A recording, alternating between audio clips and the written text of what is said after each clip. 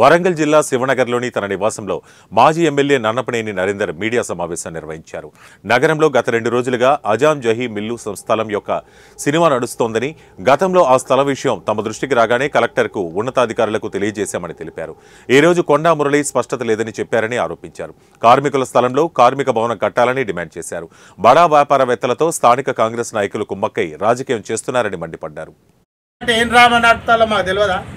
మాకు తెలుసు ఖచ్చితంగా కార్మికులు ఇళ్ళలో తిరిగి ఇవాళ పొద్దున వీళ్ళ తాబేదారులందరూ కూడా పోయి కార్మికులు ఎవరు రండి రండి రండి రండి రండి సార్ వస్తాడు మాట్లాడాలి, మీరు ఉండాలి చెయ్యాలని చెప్పి ఒక డ్రామా కంపెనీ నడిపి ఇవాళ చెప్పడంలో కూడా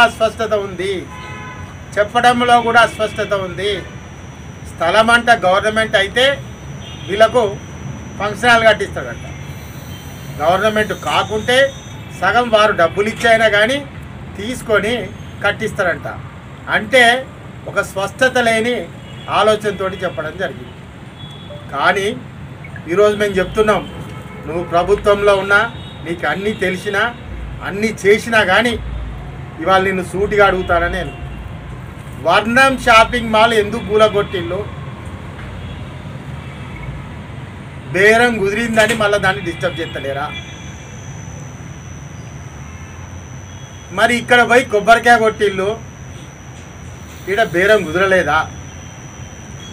లేక ప్రతిపక్షాలు ప్రజా వ్యతిరేకత వస్తుందని పక్కకు పెడతాలా?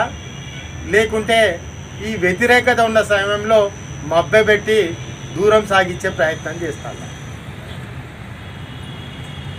మీకే ఆయనతో చనువు లేకుంటే వర్ణం ఎందుకు కూలగొట్టిళ్ళు? ఎందుకు ఇవాళ దాన్ని మళ్ళీ కొనసాగిస్తున్నారు?